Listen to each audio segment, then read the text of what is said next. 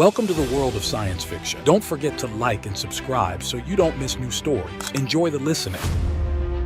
The cyborg's metallic fist whistled past Jack Hunt's ear, missing him by millimeters.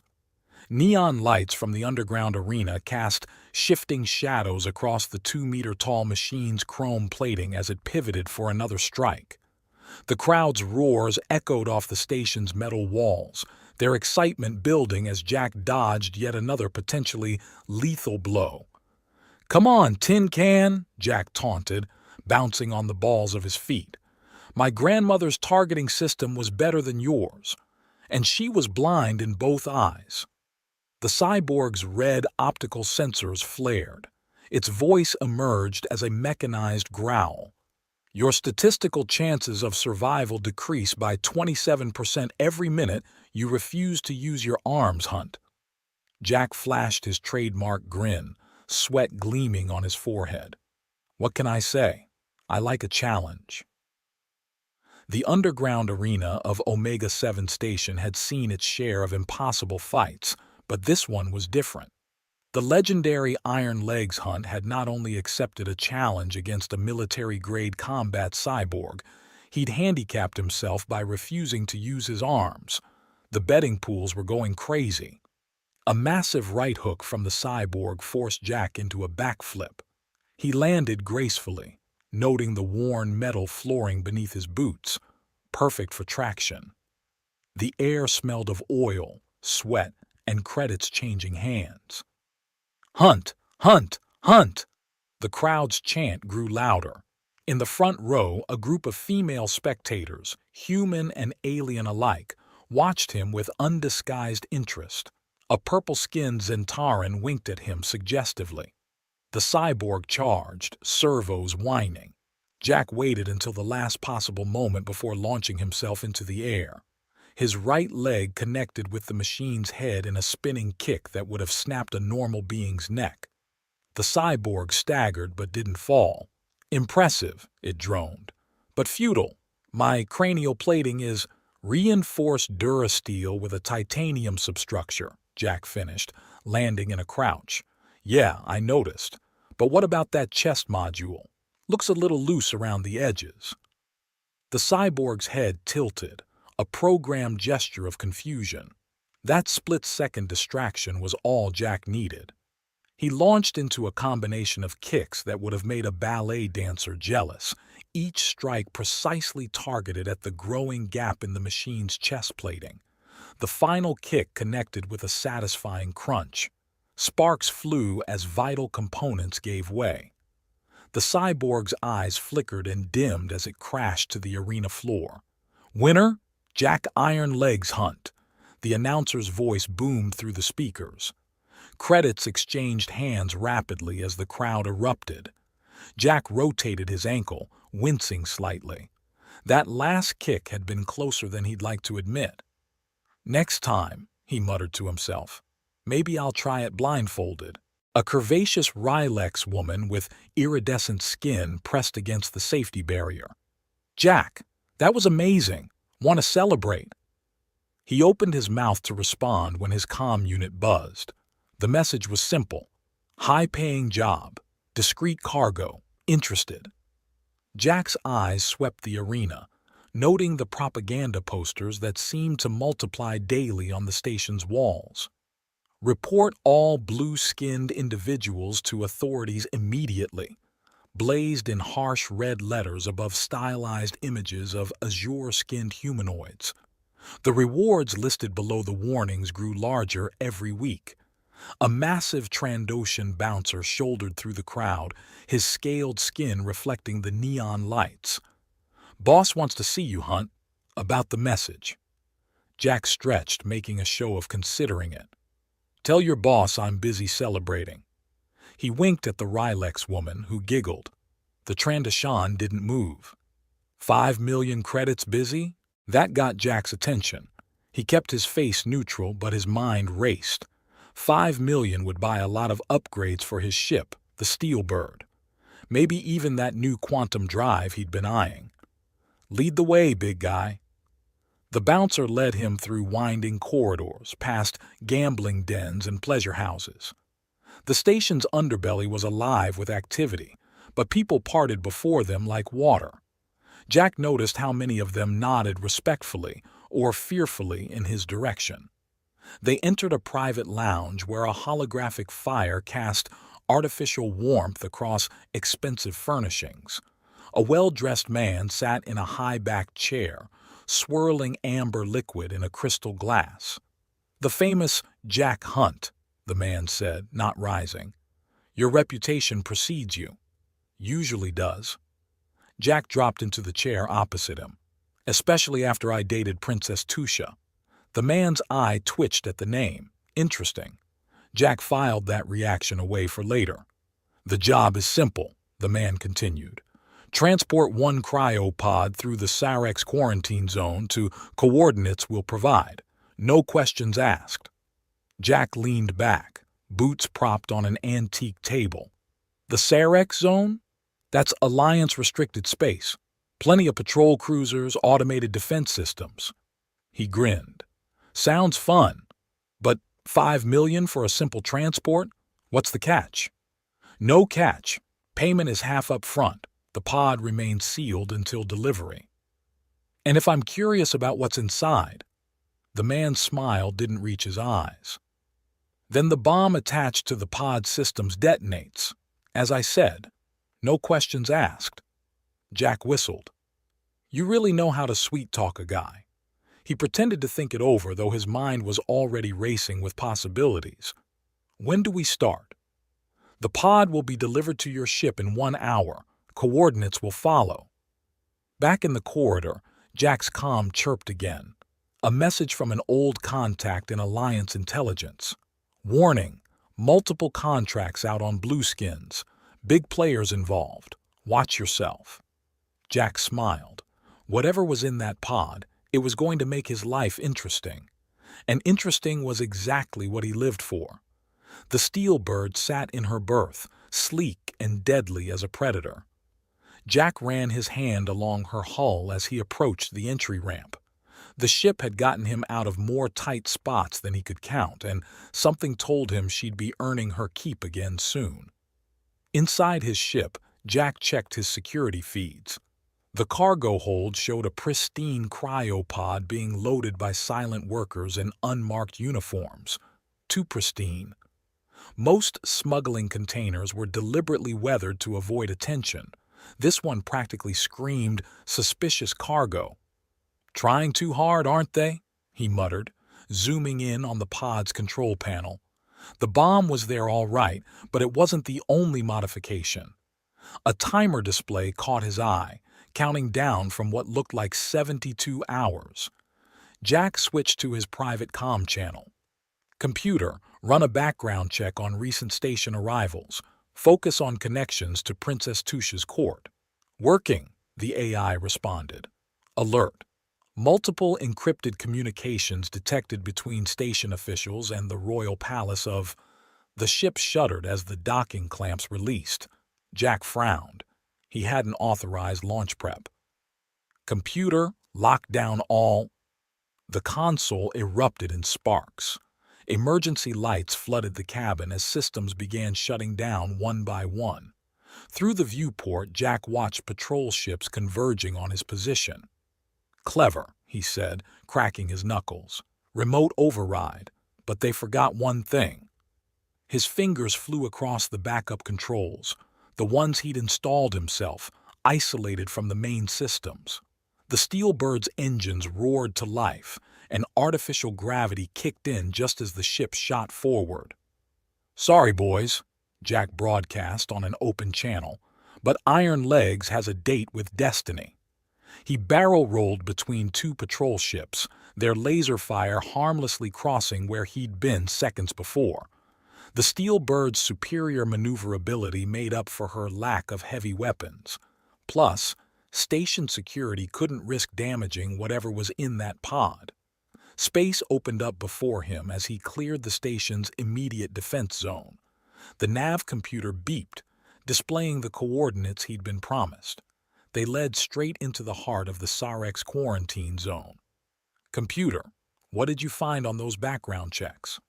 Primary data indicates significant financial transfers from Princess Tusha's husband, Lord Varax, to multiple accounts on Omega 7. Jack's smile faded. Varax, the man who'd spent 5 years being called Princess Tusha's backup plan by court gossips, the man whose wife still reportedly kept a holo of Jack by her bed. Well, that explains the bomb, Jack muttered. Computer, scan the cryopod. What are we really carrying? Unable to penetrate shielding. However, power consumption suggests active life support for a single humanoid occupant. The ship shuddered as they hit the edge of the quarantine zone. Automated warning buoys flashed past, broadcasting danger signals on all frequencies. Whatever or whoever was in that pod, they were worth a lot of trouble to somebody. Jack cracked his neck and adjusted course. All right, mysterious cargo. Let's find out what makes you so special. The proximity alarm blared. 3 ships dropped out of hyperspace behind the Steel Bird, their weapons already charging. Jack recognized the configuration bounty hunter vessels, mid-grade but well-maintained. Unidentified vessel, a gruff voice crackled over the comm. Power down and prepare for boarding. Jack leaned back in his pilot's chair, propping his feet on the console. Boys, didn't anyone tell you who you're chasing? A pause. Then, identity confirmed. Jack Iron Legs Hunt. The one and only, he grinned. Now, what sounds better? Going home with an embarrassing story about how I kicked your ships apart, or going home with all your parts intact? Another pause, longer this time. Jack could almost hear them Googling his name on their neural networks. The stories about him and Princess Tusha would be popping up, especially the one about how he'd escaped her palace guards using nothing but a serving tray and his legendary legs. You're the one who dated Princess Tusha. The bounty hunter's voice had lost its edge. For 3 glorious months. Jack checked his nails casually. Sweet girl. Bit intense, though. Heard about what she did to that mining colony on Karis Prime? The massacre? That was her? Oh yeah. 500 miners, all because someone said her new dress made her look fat. Jack shrugged. But hey, she was having a bad day. Usually she's just adorable. We still chat sometimes. The bounty hunter's weapons powered down. Our apologies, Mr. Hunt. We didn't realize. No harm done. Give my regards to the guild. The ships peeled away, their engines flaring as they beat a hasty retreat. Jack waited until they were gone before letting out a long breath. The Tusha story always worked, mainly because it was true. Well, mostly true. It had actually been closer to 4 months, and the miners had technically committed treason, but why ruin a good story with details?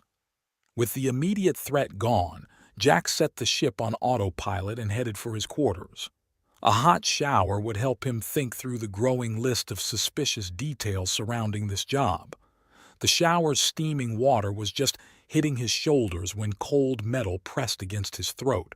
Don't move, a feminine voice commanded. The accent was exotic, with a musical quality that somehow made the threat more dangerous. Jack froze, water running down his face. You know, most people knock first. Silence. The blade pressed harder. Who hired you to transport me? Wouldn't know. Professional courtesy, no questions asked. He paused. Though I'm starting to reconsider that policy. The intruder shifted, and Jack caught a glimpse of blue skin in his peripheral vision. His mind raced to the propaganda posters. An indigo. Well, that explained the 5 million credits. You're lying, she said. I can sense desires, emotions. Everyone wants something. Really? Jack kept his voice casual. What do I want? There was a moment of silence. Then, that's impossible. Your primary desire is a greater challenge.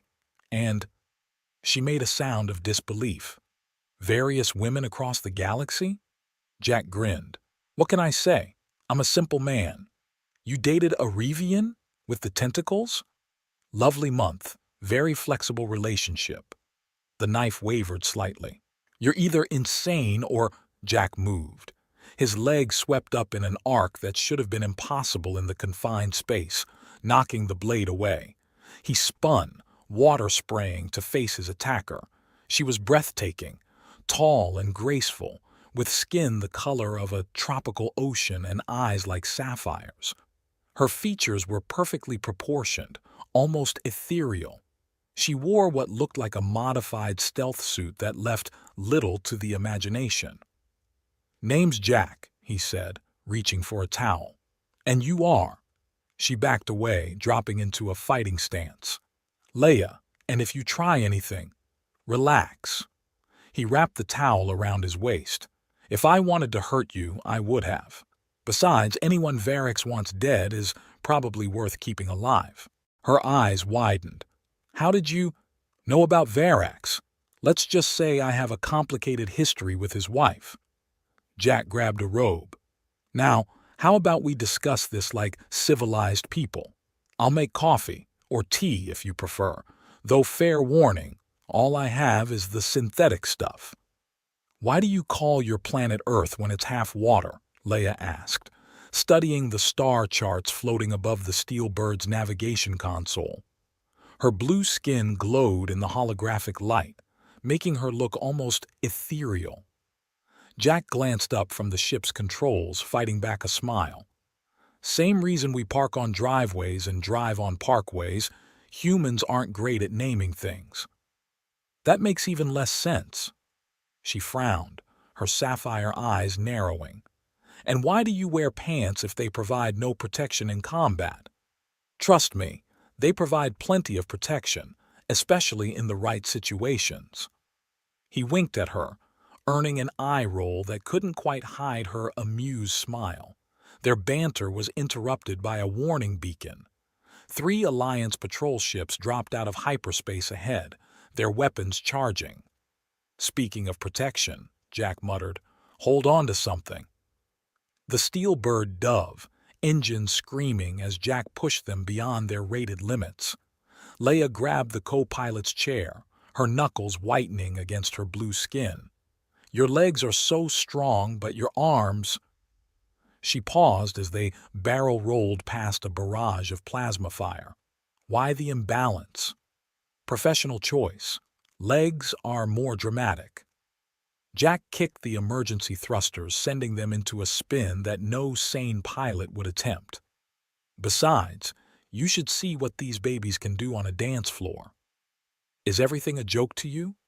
"Only the serious stuff." The patrol ships fell behind as Jack threaded them through an asteroid field. When they emerged on the other side, Leia was studying him with an intensity that made him slightly uncomfortable. "You're different," she said finally. "Most humans I read are driven by fear, greed, or lust. But you—" she shook her head, "you genuinely enjoy the danger. Life's more fun with the safety protocols off." He checked their coordinates. "Speaking of which, want to help me infiltrate a highly secure Alliance facility?" Her eyes widened. "You're insane." "That's what makes me charming. Besides, don't you want to know why Senator Marcus Gray wants you so badly?" The name hit her like a physical blow. "How did you—" "The transfer codes on your cryopod." Jack brought up a holographic display. "They're Senate-grade encryption. Only a handful of people have that kind of clearance, and Gray's the only one with connections to both the Alliance military and Lord Varax." Leia sank into the co-pilot's chair. "Gray. He was there when they came for my people. He claimed we were a threat, that our empathic abilities could be weaponized." "But that wasn't true, was it?" She shook her head, her voice bitter. "We were healers. We helped humans understand their true potential, their best selves. But some people—" she met his eyes. "Some people don't want others to see their true nature. Like a certain senator planning a coup? If Gray gains control of the council—" She didn't finish the thought. Jack punched in new coordinates. Then we'll have to stop him. But first, we need proof, and I know just where to find it. The Steelbird docked at a remote refueling station on the edge of Alliance space. As Jack ran diagnostics on their damaged systems, he found himself watching Leia. She moved with an innate grace that made even simple tasks look like choreography. "I can feel you staring," she said without turning around. "Can't help it. Professional appreciation for someone who moves like a fighter." He paused. "The stunning beauty is just a bonus." She turned, a slight smile playing at her lips. "Are you flirting with me, Jack Hunt?" "Depends. Is it working?"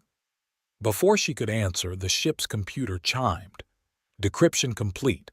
Origin of cryopod programming traced." The holographic display flickered to life, showing a familiar face. Lord Varric, husband of Princess Tusha, sneered from the screen as he detailed his plan. "The pod is programmed to malfunction after 72 hours, Varric's recording explained.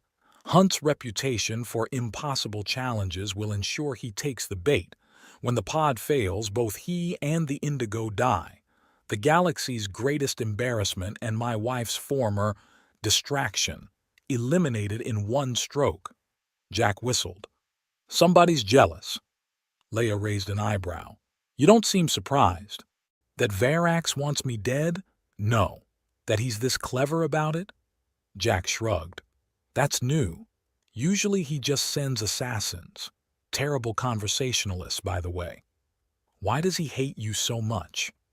"Because everyone keeps saying his wife belongs with me instead of him. The rumors got so bad, some planet started taking bets on when she'd leave him." Jack grinned. "I may have placed a few wagers myself." Leia shook her head. "You really do enjoy danger." "Speaking of danger," Jack's expression turned serious. "I'm making this personal. New challenge. Keep you safe, expose the conspiracy, and maybe save your people, all while looking ridiculously handsome. You're impossible." "That's my specialty." He checked their heading. Next stop, Kepler 186F. "There's an Alliance research facility there that might have the proof we need." The facility turned out to be a fortress carved into the side of a mountain. Security drones patrolled the perimeter while automated turrets tracked any movement. "This is suicide," Leia whispered as they observed from their hiding spot. "Probably." Jack stretched his legs. "But think how impressive it'll look when we pull it off." They moved through the facility's defenses like dancers in a deadly ballet. Jack's legendary legs made short work of security droids, while Leia's empathic abilities let them avoid patrols before they got close. In the central archive, they found what they were looking for: historical records, unaltered by propaganda, videos of Indigo healers working with humans, helping them overcome trauma, achieve their potential, find peace. "Your people weren't weapons," Jack said softly. "They were mirrors, showing humans their best selves." Leia's hands trembled as she downloaded the files. "And that terrified people like Gray, leaders who built their power on fear and manipulation. Couldn't risk their subjects seeing the truth," Jack finished. "Well, now we have proof." An alarm blared. Security forces converged on their position from all directions. "Time to go?" Leia asked, a hint of excitement in her voice. Jack grinned. "Now you're getting it." They ran, Jack's kicks clearing a path through security forces while Leia used her abilities to create confusion in their pursuers' ranks. They moved in perfect sync as if they'd trained together for years. Just as they reached the exit, a massive security door began to close. Jack grabbed Leia's hand. "Trust me?" She met his eyes. "Surprisingly, yes." He pulled her close, spun, and kicked off the wall with enough force to send them sliding under the descending door. They rolled to safety as plasma bolts scarred the metal behind them. In the adrenaline-fueled moment after they stopped rolling, they found themselves face to face, breathing hard.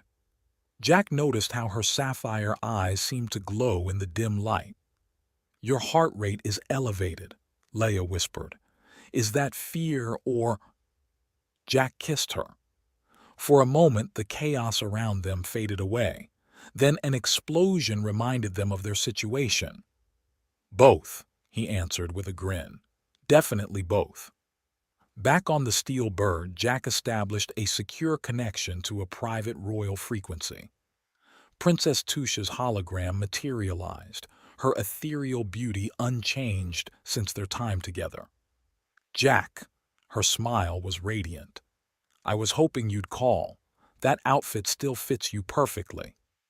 Leia, monitoring communications nearby, felt her cheeks warm at the princess's suggestive tone. "Tusha." Jack's voice carried a familiar warmth. "Your husband's trying to kill me. Again." The princess's expression darkened. "That pathetic little—" She composed herself. "Tell me everything." As Jack explained the situation, Tusha's outrage grew. "He used royal encryption codes? My codes?" She leaned forward, her silken robe shifting in ways that made Leia look away. "Jack, darling, remember that time in the palace gardens when we—" "Your Highness," Leia interrupted, stepping into view. "Perhaps we could focus on the conspiracy?" Tusha's eyes lit up. "Oh, you must be the Indigo. Jack, she's gorgeous. We should all meet sometime. Discuss this. Thoroughly." She winked. "I'd be happy to thoroughly discuss your husband's punishment," Leia replied, surprising herself with her boldness. Tusha laughed delightedly. "Ooh, I like her. Don't worry about Varax, darlings. I'll handle him personally. That spineless fool will be under house arrest before dinner. Though," she sighed dramatically, "it does make me nostalgic for the old days, Jack. Remember that chase through the throne room?" Jack grinned. "How could I forget? You were—" A proximity alarm cut him off. A massive ship had dropped out of hyperspace directly above them. "Company," Jack muttered. "Gotta go, Tusha.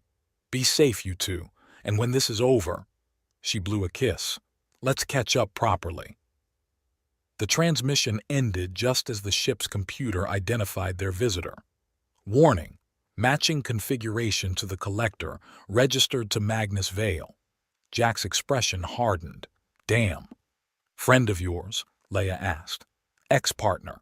Emphasis on ex after he sold me out to a Hutt cartel." Jack's fingers flew across the controls. "If he's here—" "Jack, baby!" A new voice boomed through their comm. "Long time no betrayal." "Magnus." Jack kept his tone light. "Still flying that overcompensating heap of junk? Still making jokes while surrounded?" Magnus laughed. "That's what I loved about working with you. But business is business. The bounty on your blue friend there?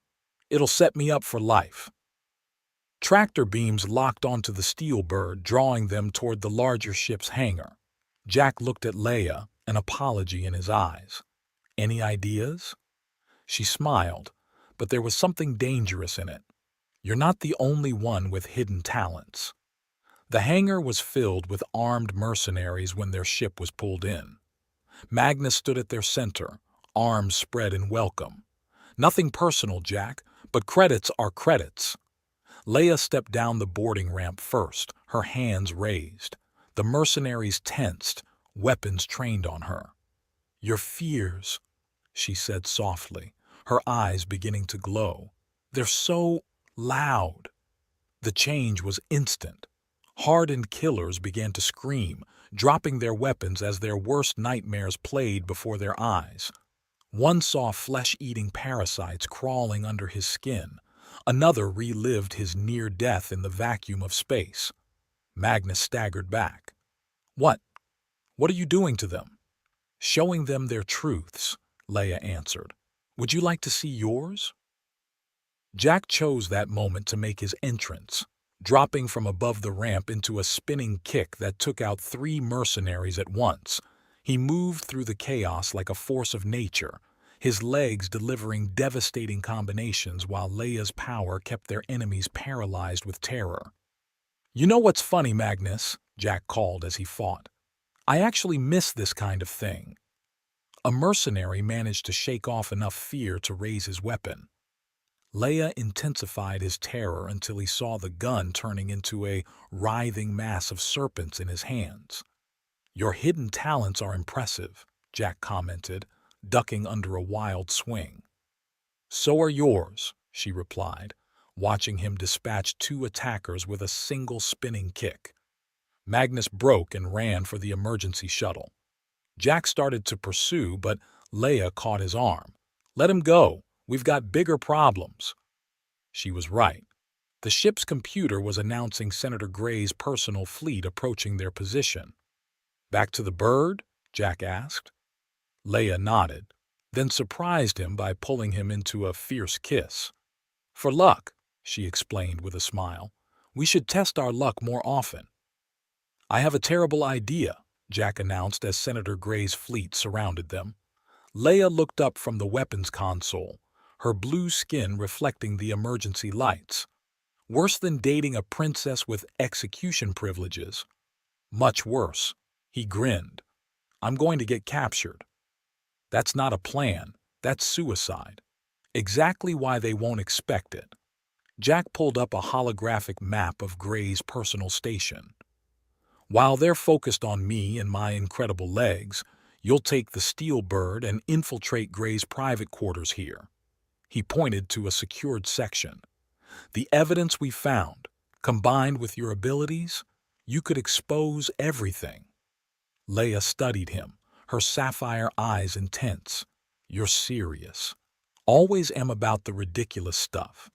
He winked. "Besides, I've been wanting to try fighting an entire security force without guns. Could be fun." "You're insane." But she was smiling. "That's why we work so well together." He stepped closer, his voice softening. "Gray's men will be expecting both of us to be on the ship. When I surrender alone, they'll be so focused on interrogating me about your location that they won't notice the steel bird slipping away." "And what about the station's defenses?" Jack pulled up another diagram. "Remember those security codes Verax used? Tusha just sent us a complete set.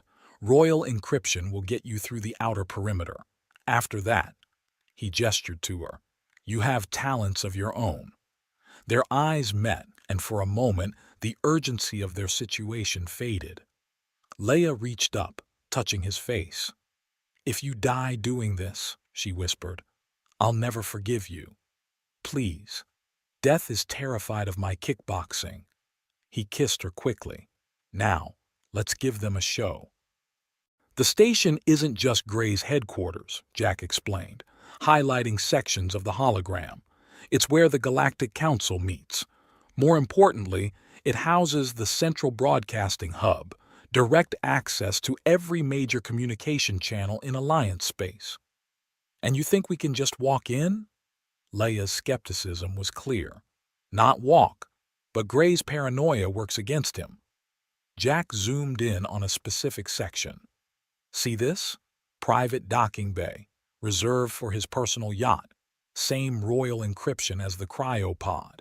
And," he grinned, "he's got a live council session scheduled in 3 hours." Understanding dawned in Leia's eyes. The entire council, plus media representatives from every major system. One broadcast, one revelation of his true desires, and everything changes. He paused. "But the timing has to be perfect. That's why I need to keep them distracted." "By getting captured. By putting on the greatest show they've ever seen." Jack's eyes lit up with that dangerous gleam she'd come to know. "Gray's ego won't let him resist interrogating me personally. He'll want to know where you are, where the evidence is. While I'm actually in his private quarters, accessing his personal files. And the broadcasting system." Jack nodded. "Between the evidence we found and your abilities, you can show everyone not just what Gray did to your people, but what he plans to do to the Council."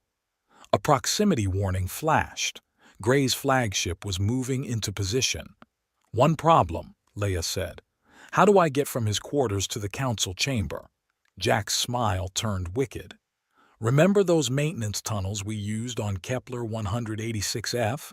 Most space stations use standardized designs, including—" he highlighted a network of passages running through the station's core. "Service corridors." Bingo! Gray's paranoia means heavy security at all official entrances. But maintenance? That's beneath his notice. The comm crackled. "Unidentified vessel. This is Senator Gray's personal fleet. Surrender or be destroyed." Jack stretched his legs. "Time to dance. You know what to do?" Leia pulled him into a fierce kiss. "Don't die." "Wouldn't dream of it. I still haven't taught you why humans wear socks." He moved toward the airlock, then paused. "Oh, and Leia? When you reach the council chamber," his expression turned serious, "make them feel everything. Every fear, every lie, every death. Make them understand what it means to be indigo." She nodded, her eyes glowing with barely contained power. "They'll understand. I promise." "That's my girl." He hit the comm. "Senator Gray, Jack Hunt here. Love what you've done with the fleet. Very imposing. Mind if I come aboard? I've got this fascinating story about why you shouldn't trust encrypted cryopods." The docking procedure was a symphony of overwhelming force. 3 heavily armed shuttles surrounded Jack's exit point, while armored troops lined every approach. In the center of it all stood Senator Gray, tall, aristocratic, and radiating cold authority. "The famous Jack Hunt," Gray's voice dripped with condescension. "I expected someone more impressive." Jack stepped forward, hands raised lazily above his head. "Sorry to disappoint. I left my impressive pants in my other spaceship. Where is the Indigo?" Funny story about that." Jack's leg snapped up suddenly, catching the nearest guard under the chin. The man flew backward as chaos erupted. Gray's voice cut through the confusion. "Hold your fire. I want him alive." Jack moved like liquid lightning, his legs creating a devastating dance of destruction. Guards flew in all directions as he worked his way through their ranks, each kick precisely calculated to disable rather than kill. "I have to ask," Jack called out between strikes, "did you really think Varex could plan something this complex?" He swept another guard's legs out. "The man can barely plan dinner without his wife's help." Gray's face darkened.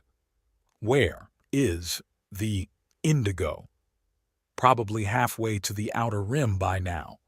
Jack grinned, ducking under a stun blast. "Or maybe she's right behind you. Hard to keep track these days."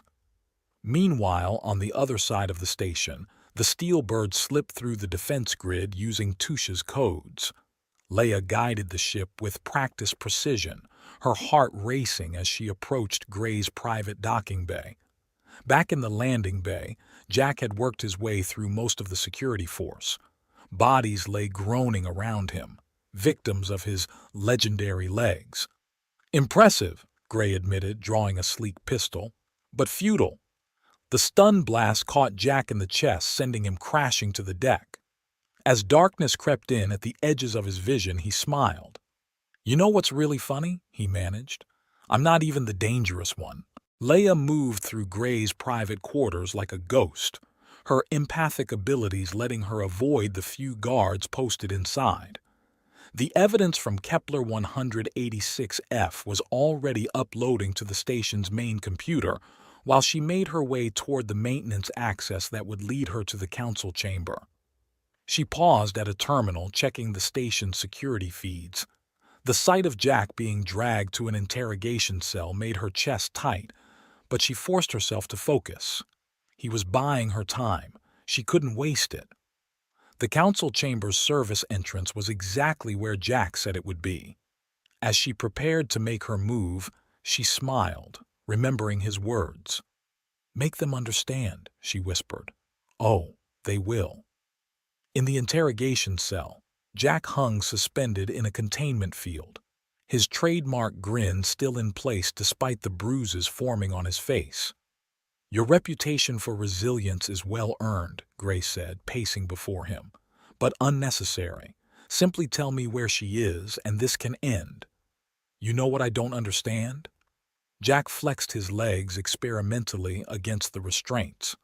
"Why are interrogation rooms always so poorly lit?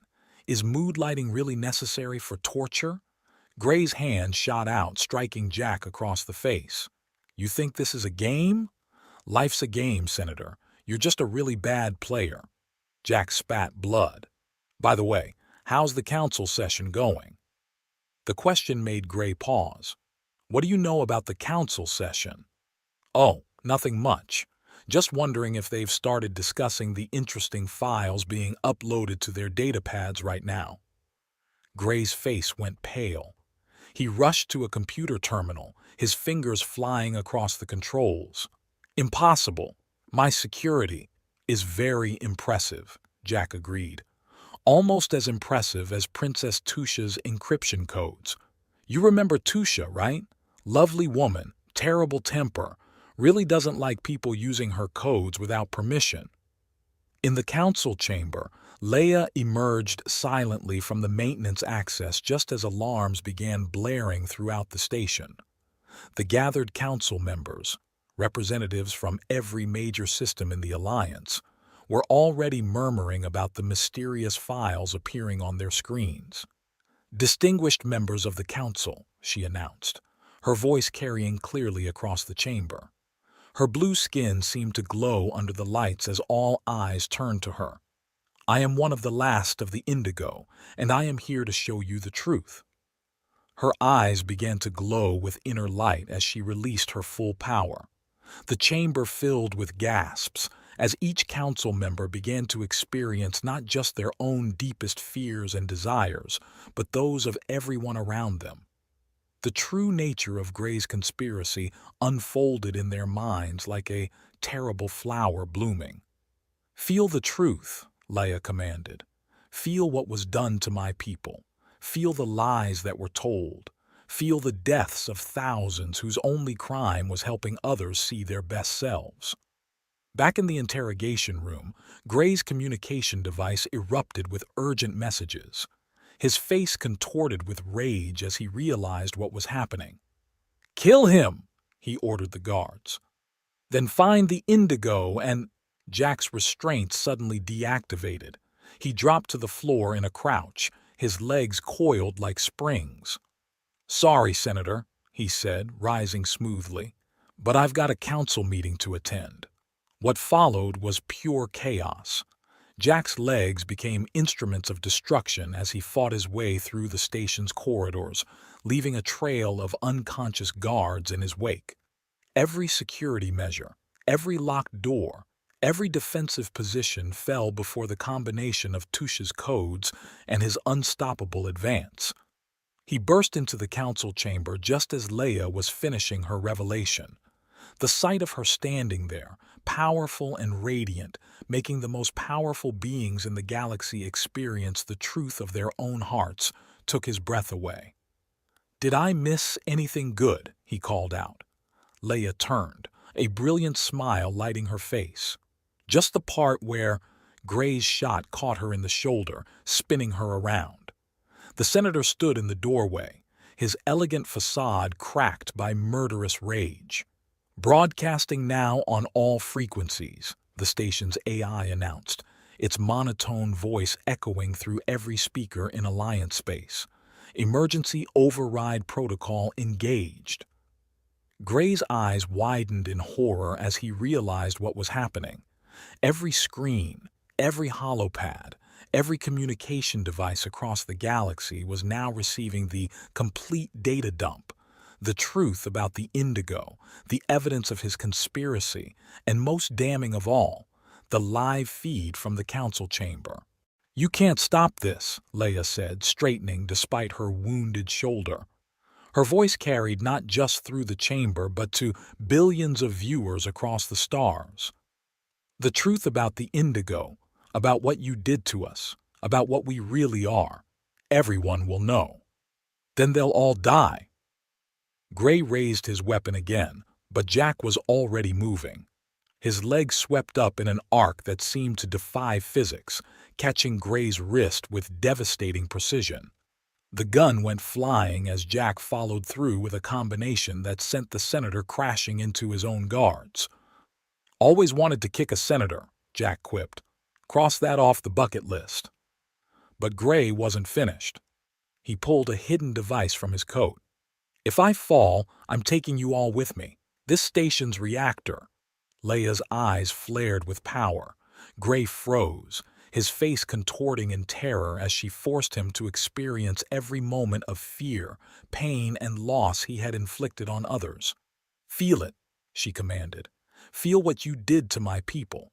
Feel what you planned for the council. Feel the truth you tried to hide." The council members watched in stunned silence as Gray collapsed, overwhelmed by the weight of his own actions. Across the galaxy, billions witnessed the moment when one of the Alliance's most powerful leaders was revealed for what he truly was. "The Indigo were never a threat," Leia continued, addressing not just the Council but the entire galaxy. "We were healers, teachers, guides. We showed people their true potential, helped them face their fears and embrace their best selves." She paused, her gaze sweeping the chamber. "And we still can." Jack moved to her side, supporting her injured shoulder. "I'd say that's a pretty good start to changing the galaxy." The council chamber erupted in chaos as members began calling for immediate action. The arrest of Gray and his conspirators, the repeal of anti-Indigo laws, formal apologies to the survivors. Leia turned to Jack, her sapphire eyes bright with emotion. "We did it." "You did it," he corrected. "I just kicked some people very impressively." Speaking of impressive, she pulled him close with her good arm. "Want to help me search the galaxy for more of my people?" "Sounds dangerous, probably impossible, definitely illegal in some sectors." He grinned. "When do we start?" Their kiss was broadcast to several billion viewers before someone finally thought to cut the feed. 1 month later. The Steelbird cut through hyperspace, its systems humming with recently installed upgrades. In the cockpit, Jack and Leia studied a map of unexplored territories. "Another distress signal," Leia said, highlighting a distant point. "Same frequency my people used to use." "Could be a trap," Jack noted, his feet propped casually on the console. "Definitely a trap. Probably impossible odds. Almost certainly deadly." They grinned at each other. "Setting course now," Jack said, punching in the coordinates.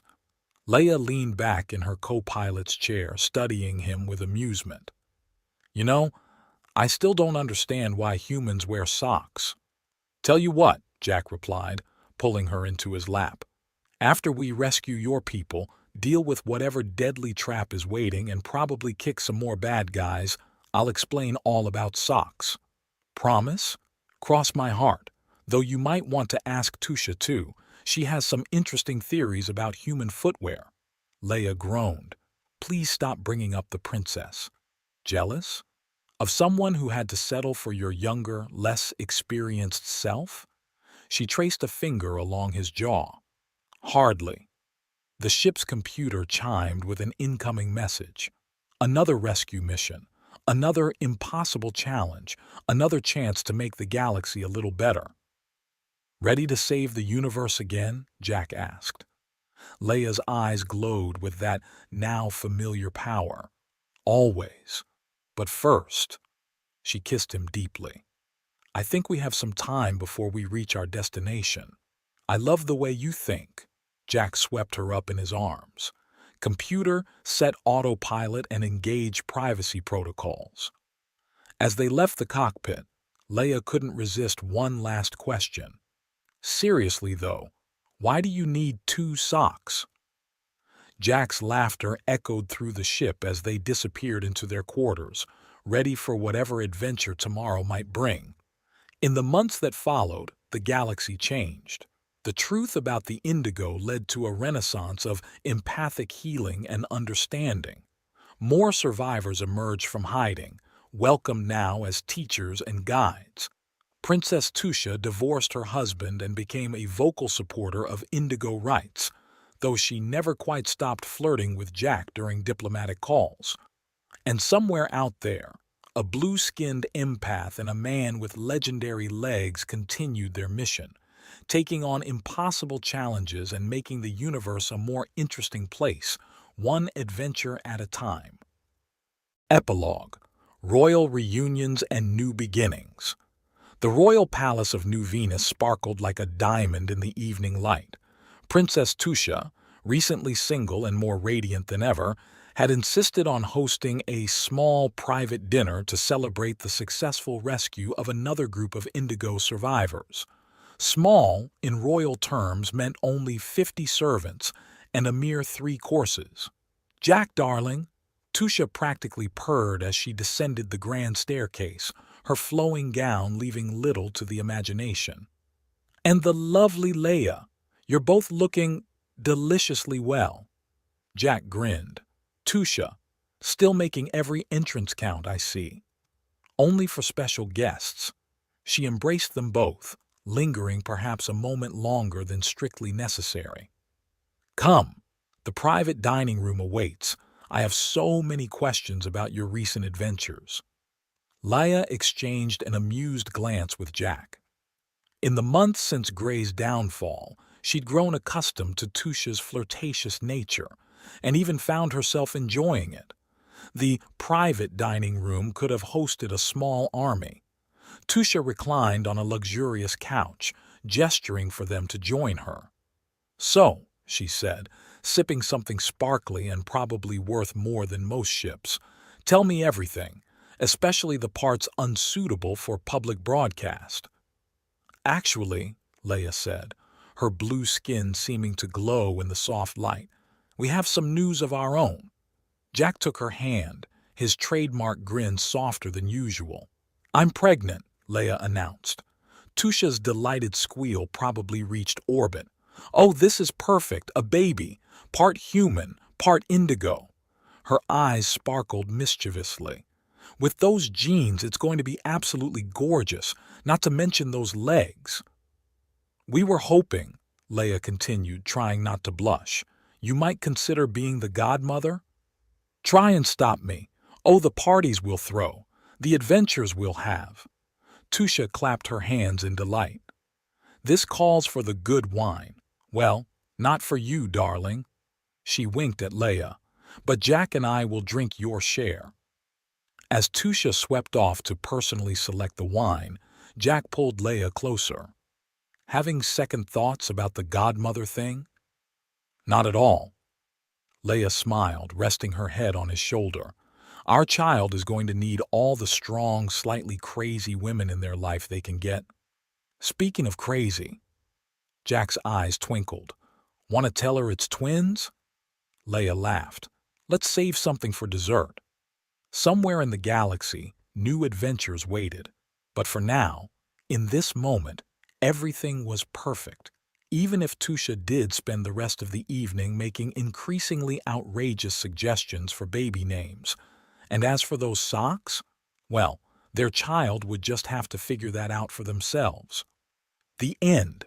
Dear listener, so a guy with legendary legs and a blue-skinned empath walk into a galactic conspiracy. No, this isn't the start of a joke, but it could be. Between Jack's impossible kicks and Leia's ability to read desires, seriously, who wouldn't want that power at a poker game? This story became something more than just another space adventure. Like Jack's relationship with Princess Tusha, some things are better left to the imagination, though I suspect Tusha would disagree. And yes, Jack finally explained the sock thing to Leia. But that's classified information, right up there with why humans park on driveways and drive on parkways. Thanks for coming along for the ride. May your challenges be impossible, your loves be blue, or whatever color works for you, and your legs be legendary. Cheers, the author. P.S. Any resemblance to actual princesses who like to flirt with roguish spaceship captains is purely coincidental, mostly.